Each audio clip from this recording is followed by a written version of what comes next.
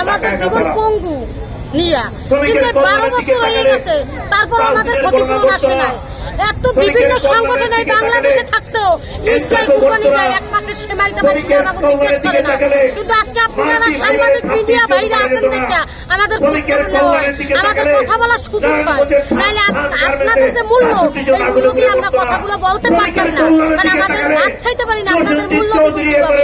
তাহলে আমি এই রানা প্লাজার সামনে দাঁড়াই, আমি একজন প্রতিবন্ধী অসুস্থ একজন নারী হিসাবে আমি বলতে চাই, আগে সরকার যখন আমাদের ক্ষতিপূরণ দিতে অক্ষম হয়েছে, কিন্তু এই নতুন সরকার কালকে একদিন পূর্ণ হবে, এর মধ্যে যদি ঘোষণা উনি না করে, এর চাইতে 1 মের মধ্যেই আমরা এর চাইতে কঠোর থেকে কঠোর আন্দোলন করবো। রানা প্লাজা আহত শ্রমিকদের পক্ষ থেকে আমাদের এক জীবনের আয় সমপরিমাণ ক্ষতিপূরণ 48 লক্ষ টাকা, স্থায়ী পুনর্বাসন এবং উন্নত চিকিৎসা এবং আমাদের ন্যায় বিচার। আজ 12 বছর হয়ে যাচ্ছে, আমরা এই দাবিগুলো পূরণ হয়নি। আর কতদিন লাগবে আমাদের এই ক্ষতিপূরণ, এই পুনর্বাসন এবং এই উন্নত চিকিৎসা এবং ন্যায় বিচার পেতে? সরকারের কাছে জোর আবেদন করতেছি, আমাদের অসহায় শ্রমিকদের পাশে সরকারের যিনি আমাদের থাকেন, এবং আমরা সরকারের কাছে বলতে চাই, আমরা যিনি ক্ষতিপূরণ, পুনর্বাসন এবং ন্যায় বিচার পাই।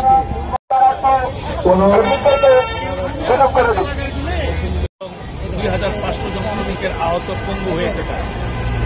এই ঘটনার পরে দুটো বিষয় প্রধান এসেছে, একটি হচ্ছে বিচার, যারা দায়ী দোষী তাদের বিচার এবং শাস্তি, এবং দ্বিতীয়ত হচ্ছে যারা আহত নিহত হয়েছে তাদের পরিবারের এবং তাদের ক্ষতিপূরণ প্রদান করা। আমরা দুইটা এক বিষয় দেখেছি। প্রথমত 13 বছরে এত বড় একটা বিশ্ব আজকে শিহরণ তৈরি করেছে যে ঘটনায়, এবং বিশ্ব বিপদ প্রকম্পিত হয়েছে, সারা জাতি তারা বুকে কেঁপে গেছে। এত বড় একটা ঘটনার এখন 13 বছর হয়ে গেল, এখন পর্যন্ত কোনো বিচার বা শাস্তি প্রদান করা হয়নি।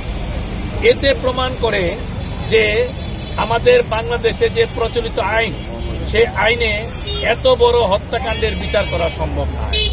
এই জন্য আইনকে যুগোপযোগী করে এই আইনকে সংশোধন করতে হবে, এবং এটা একটা স্পেশাল ট্রাইব্যুনাল গঠন করতে হবে। যেভাবে নারী শিশু স্পেশাল ট্রাইব্যুনাল, অস্ত্র আইনের বিশেষ ট্রাইব্যুনাল, বিস্ফোরক ট্রাইব্যুনাল, এরকম যে সমস্ত অপরাধ দমন করার জন্য এই স্পেশাল ট্রাইব্যুনাল আইন এবং স্পেশাল ট্রাইব্যুনাল গঠন করে এই ধরনের ঘটনার বিচার করতে হবে। প্রকৃত অর্থে যদি বিচার না হয় একটা সমাজে, তাহলে ওই অপরাধ সমাজে বৃদ্ধি পায়, অপরাধীরা উৎসাহিত হয়ে যায়।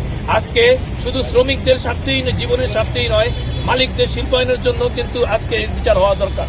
কারণ এরকম ঘটনার বিচার যদি না হয়, এই ঘটনা আবার পুনরাবৃত্তি ঘটবে। ক্ষতিপূরণের যে 2 লক্ষ, বাংলাদেশের শ্রম আইনে 2 লক্ষ টাকা ক্ষতিপূরণের নির্ধারণ আছে একজন মানুষের জীবন হানির জন্য। তাহলে এই 2 লক্ষ টাকা, এটা মানদণ্ড কি? একটা মানুষ, আমরা মনে করি, যেটা হার্ভার্ড বিশ্ববিদ্যালয়ের ছাত্রছাত্রীরা এসে এখানে গবেষণা করেছে, একটা মানুষ যে মৃত্যুবরণ করেছে, সে যত বছর বাঁচত, সেই তত বছরের জন্য যত অর্থ উপার্জন করত, এটাই হচ্ছে তার আর্থিক ক্ষতিপূরণ। এবং তার পরিবারের ক্ষতিপূরণ দুইটা যোগ দিয়ে, কারণ পরিবারের ছেলে মেয়ে, মা বাপ, ভাই বোন তাকে ছাড়া অসহায় হয়ে যাবে, দুঃখ বেদনা পাবে, তারও একটা মূল্য আছে। এই মূল্য এক সমন্বয় করে যে নির্ধারণ করা হয়েছিল, মোটামুটি 48 লক্ষ টাকা একটা শ্রমিকের মৃত্যুর জন্য আর্থিক ক্ষতিপূরণ নির্ধারণ করা হয়েছিল। আমরা দেখেছি সে 48 লক্ষটা দূরের কথা, কারো 4 লাখ 5 লাখ কোনো বায়ার কোনো অনুদানকে, রাষ্ট্রীয় খাতের অনুদানকে ক্ষতিপূরণ হিসাবে প্রদান করা হয়েছে। ফলে দুঃখজনক ঘটনা, 13 বছর পরে বিচারও হয়নি এবং ক্ষতিপূরণ পায়নি উপযুক্তভাবে। এই কারণে স্পেশাল ট্রাইব্যুনাল গঠন করে এই আইনকে পরিবর্তন করে আজকে এই ধরনের অপরাধকে বিচারের জন্য আওতায় করতে হবে। এতে করে শিল্প, শ্রমিক, দেশ সবারই স্বার্থ রক্ষা হবে, আমি আশা করি।